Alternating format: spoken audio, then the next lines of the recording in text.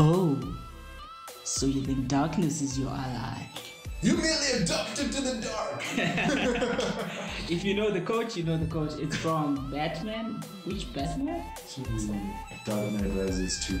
It's Dark Knight Rises 2. It's not Dark Knight Rises 2, but the second Dark Knight. Oh, yeah, okay. The one with Bane. Dark Knight Rises, not Yes. Rises 2. Dark Knight Rises. Yeah, this is not a podcast about Dark Knight. I'm Rufaro, and I'm here with... You're here with Farai, the guy on the blog. The other guy is eating or drinking, one of the blog.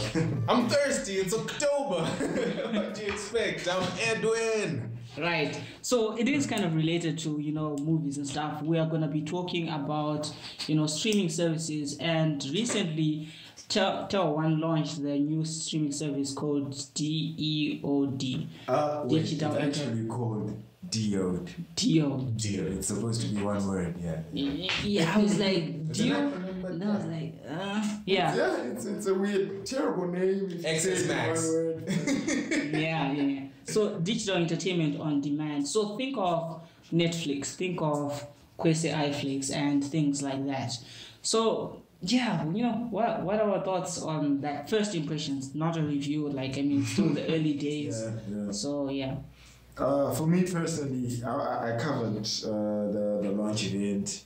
In terms of content, it's a tricky proposition. Not really sure where they fit in or how they would get my money. But what I would say is the on-demand content in the TV channels, because it's a hybrid, eh? So they mix on-demand content like Netflix type content with traditional TV channels like news channels. They've got some sports channels, and they put it in like one package. I'm not a big fan of the content on offer there, but the content they do have, like movie rentals, that's a separate section where they've got like the newest movies. Yeah, like At least 3 Avengers months Infinity after War release. was Yeah. there. Yeah. So For me, that section was definitely more interesting, and I think they'll get my money there at some point. Maybe with Venom if I don't go to see it in the cinema. Yeah, it'll only be available 3 months from. That's the problem. But yeah, for me, I also covered the pre-launch of the launch event. And it was a press briefing. They took us around what this concept is of DEOD, and it was fantastic. I had a question, the burning question, which I think most of you guys would have is, since this is being announced by a telco called TelOne, are they going to zero rate it? To which they said, heck yeah. So that's what I feel is the kicker there. It's zero rated on TelOne. It's got some cool content. Initial impressions, I haven't really jumped into the nitty gritties yet. But yeah, when it comes to, they're a bit heavy on the movie side. So they really have like properly legit latest releases from the big cinematic universes. MGM, Sony, Lionsgate, Universal. They've got the big guys on their turf when it comes to movies. They did mention they're trying so hard to get local content creators on board as well, which I feel like if they pull it off well enough, it might actually be a bit of a differentiator from their competition. I mean, it might be interesting. I mean, there's a lot of cool stuff from Zim on YouTube, Facebook, Instagram. Yeah. Initial impressions, looks impressive. So for me, that zero rating was a big plus because I use TelOne at home, so I was like, well, it's a no-brainer. Let me try it out. What do I have to lose? Really? Yes, I do have to lose $1 because for the free trial, they didn't call it free. It's not a free trial.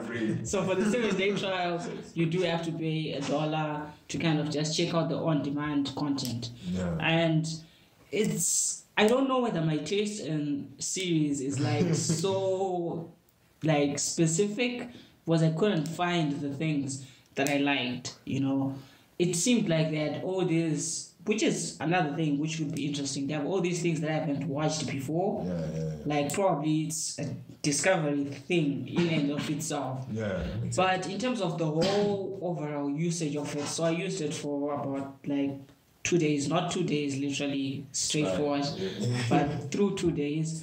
And I don't know whether it's fair to compare them to Netflix or Kwese iFlix, because the thing with Kwese iFlix is that they kind of already jumped on on a pre-built system, iFlix. Well, TelOne's technically, yeah. Because this has been in South Africa for a year, by the way. I think last year in June they launched in SA.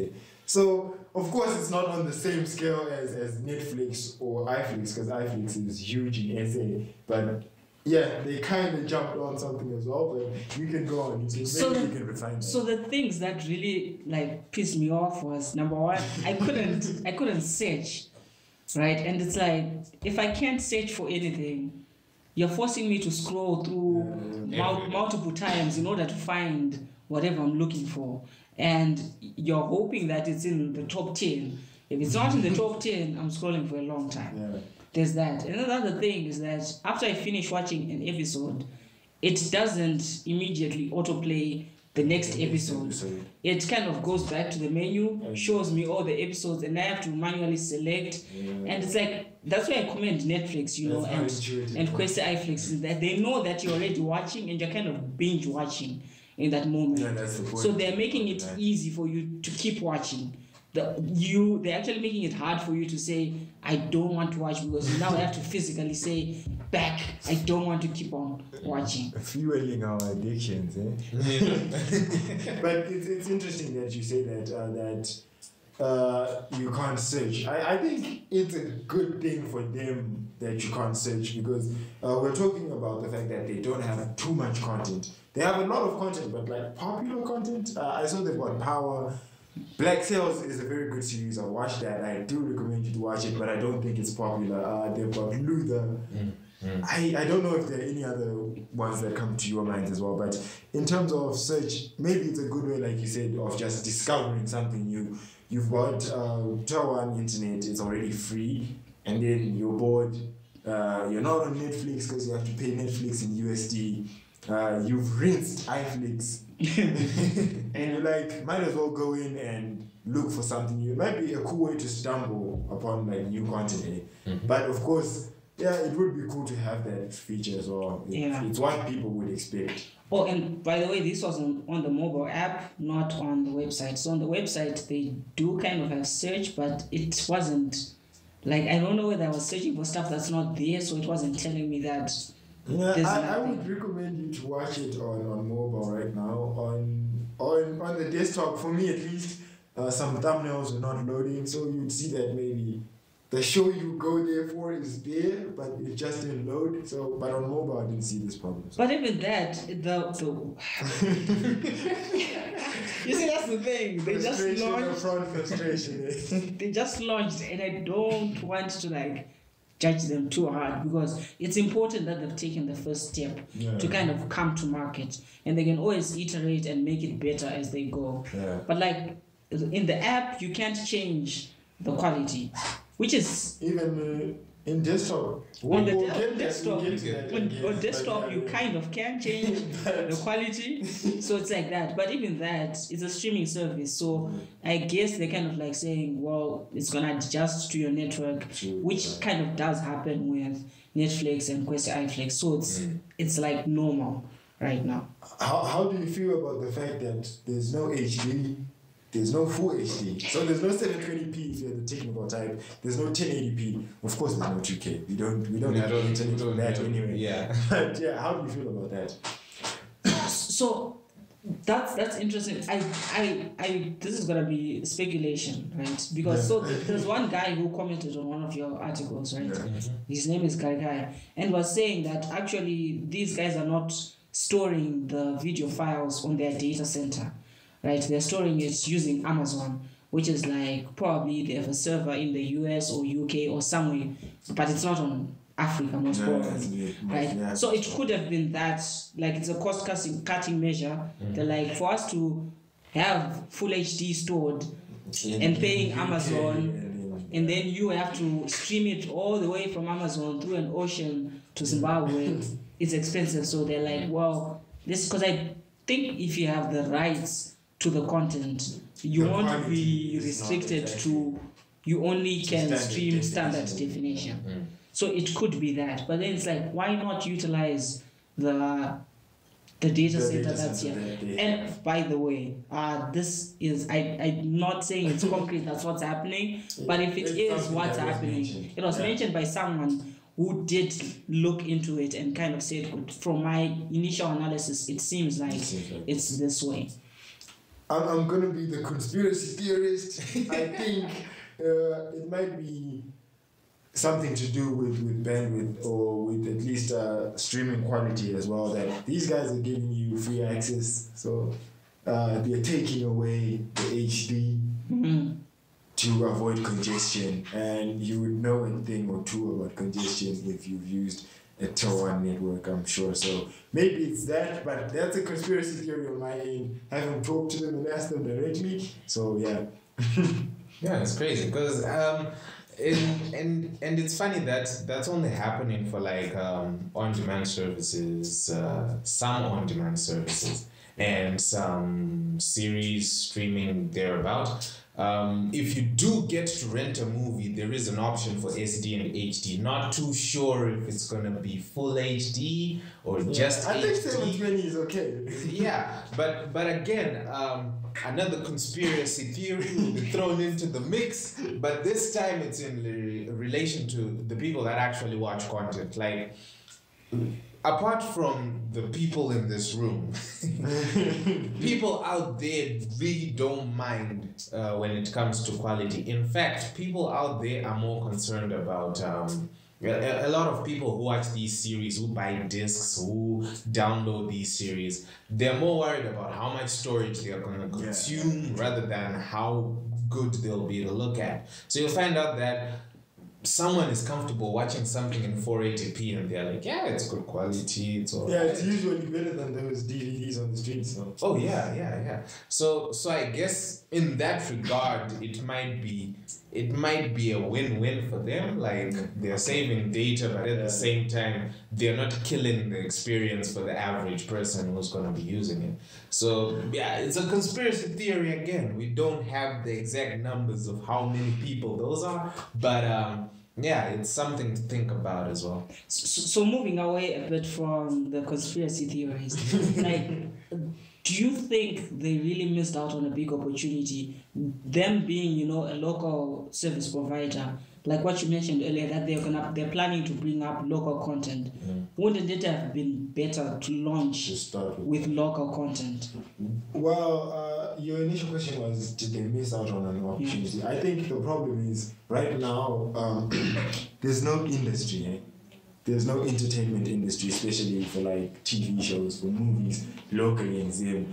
But what I would recommend to all the players in Zim, even like the iFlix, who else is there? TelOne's. Yeah.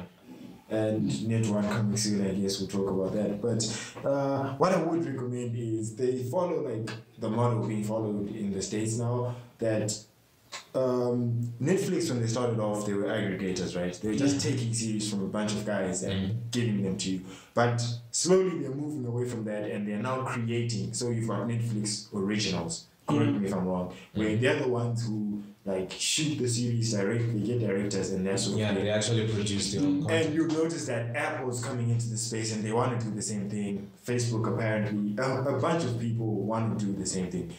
I think that's the best way to differentiate yourselves, because acquisition of content is expensive, and it seems all the local players don't have the might to get that content. So I think going local might be a good idea. One thing that would pop up is, do people like local content? But I think a perfect example is Zim Dancehall, where, let's say 7 years ago, like there was a stigma around that, but now it's a thing. Like even Masala, like Zim Dancehall. So I think at the end of the day, it's about creating content that people relate to and people will consume. It's like Essay. How those series are like so popular. So I think they have to go down that route. I'm gonna write about that soon, but that's what I think they should do.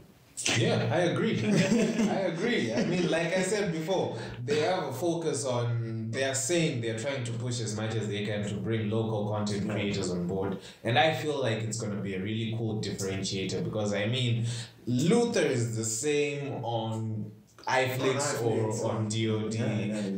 You know, Batman versus Superman.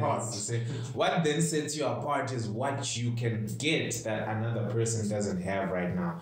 I mean, even when they were talking about sport, I know a lot of people will be like, no Premier League, so I can't. Leo. No, we need to talk about that seriously because I saw there's water sport, there's mixed martial arts, what else is there? There's motorsports. I've forgotten the Someone mentioned volleyball. How do you feel about that?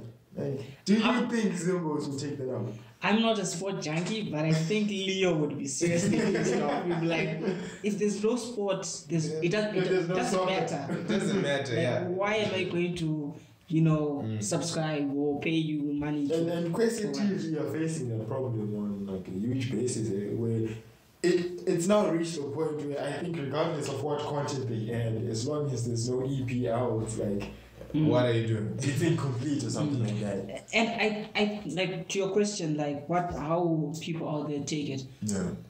I think they won't take it really well because if you look at it, one of the reasons why people go to pay DSTV is so that they watch the Premier League. Yeah. It's so that they watch this, and that. If most people had to choose, they'll be like, I'm paying for soccer literally. Remove everything else, just give me both.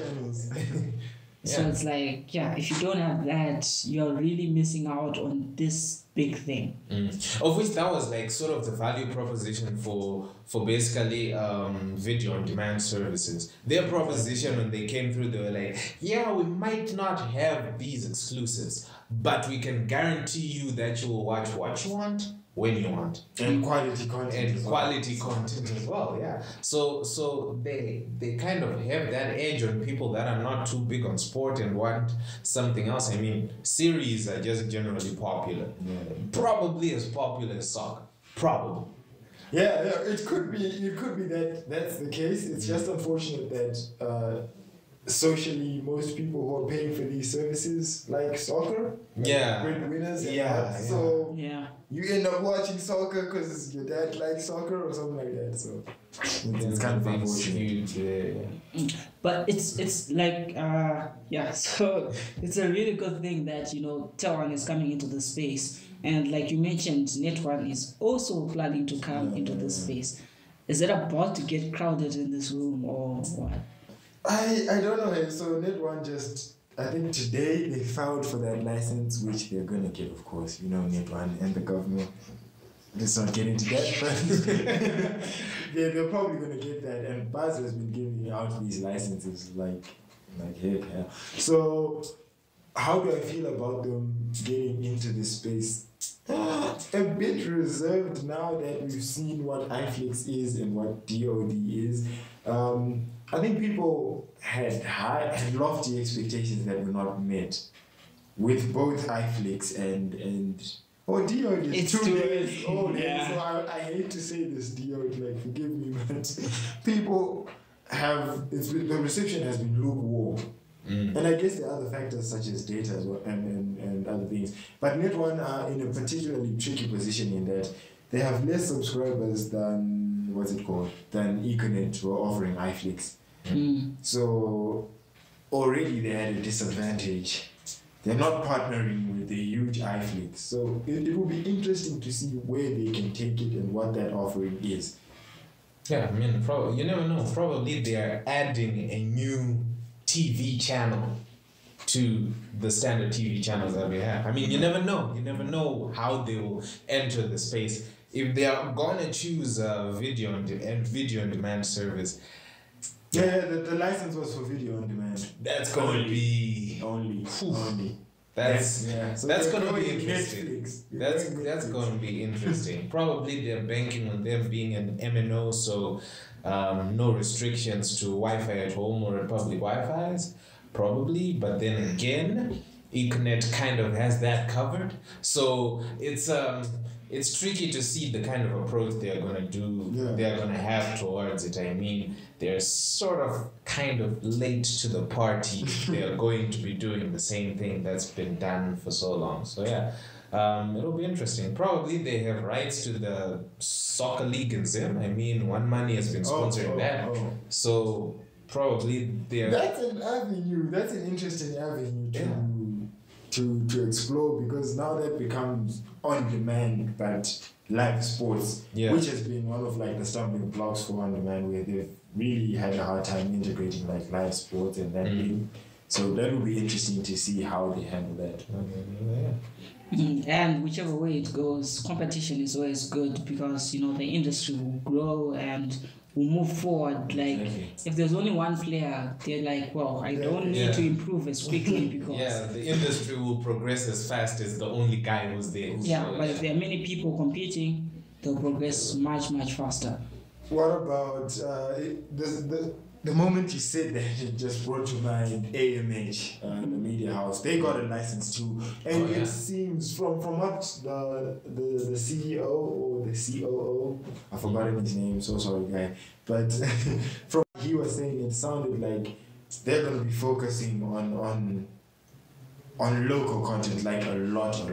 Okay. So that's something to look forward to as well. Yeah, that's also cool, because if it's going to be a focus on local content, again, it's going to push people who are producing local content to make even more. I mean, in terms of stories, one would admit that the stories that people are now producing are more and more locally, are now more and more becoming more interesting to watch. Like they are no longer as predictable as plain. I mean, it's now something relatable and something that's actually interesting to watch. Like those cinema in the parks shows, they're really fantastic. So this might actually motivate them to jump onto that space, to be putting their content there, because it has been a concern for them that the only platform that can air our stuff is ZBC, and those guys really don't give us enough remittance for the stuff that we give them. We can't sustain this thing. But if other private players jump in, if the channels become more than they are right now, probably it might be worth it for them to produce that content. And maybe finally, AMH has no network, so they have no network effects to rely on. They're not linked to the government, unfortunately, or they are, I'm not sure. They're not. They're an independent house. So how do you think they'll navigate this when TelOne is clearly offering zero rating their platform for TelOne subscribers? Kwese has like modified bundles for their subscribers. You assume Net1 is going to take advantage of their network as well.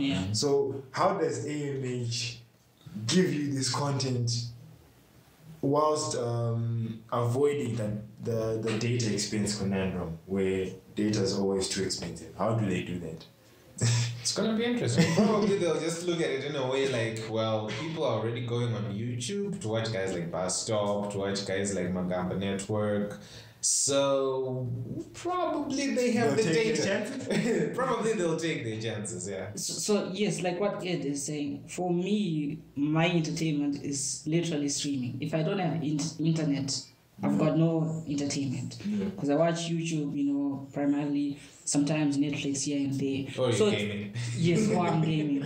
So it's like, I'm already doing that, so you have to give me enough value to say, okay, I'm going to cut down my YouTube time by 1 hour so that I allocate another 30 minutes to your content. Yeah, that's what I wanted to ask as well, Woody. We're speaking from, I guess, a place where we're in these fields and we're like so enthusiastic, but to the average Zimbabwean, you see that the reason why these bundles are there, it's not necessarily only about price, but also about price and value at the same time. If I'm going to stream your 40-minute TV series on AMH platform or whatever that platform becomes, is that incentive there for me to go and stream long form content? Because that's the thing with YouTube. Is YouTube I could jump in 4 or 5 videos in like 2 minutes, 4 minutes, whatever. But we're talking about TV shows, 30, 20, 40 minutes. Yeah. It's a tricky place to be. I think it's a tricky place to be, but Oh yeah, and it's not AMH. It's an AMH subsidiary, so it's actually called Heart and Souls Broadcasting Service. Okay. Okay. Get your facts right. Yeah, I have to, man. The Hearts and Souls guys will be so mad. Like, you didn't even mention our name. How could you? Yeah. But yeah. Not sponsored by Heart and Souls. So yeah, I mean, it's gonna be an interesting space. It seems like people, all these guys are seeing what's happening in video on demand. They're seeing potential in that space, and everyone wants a piece of the pie that probably we don't quite see. But yeah, I'm not seeing it yet. Hey? yeah, I'm not seeing it yet, but you never know. Quest claims they've got 1 million subscribers already, so. Which is kind of Which is okay, 1 million consider- sign-ups. Yeah. Whether people are still watching is another thing, but I Yeah. mean, Yeah, let's not just punch them for the sake of punching them. It's a cool thing. It's a cool thing, yeah. If we had more time, I think we'd talk and talk and talk. And unfortunately, we've just run out of time. Speaking of time, do let us know if you think these are too long, if they're too short. What's your opinion on that? We really like say they're too short. Please. we really like hearing your feedback and leave comments, and stuff like that. So yeah, this is it from me, Rufaro. Alright, I'll catch you on the blog. Edwin, I'll catch you in the videos. Yeah, today you get it. Yes, please.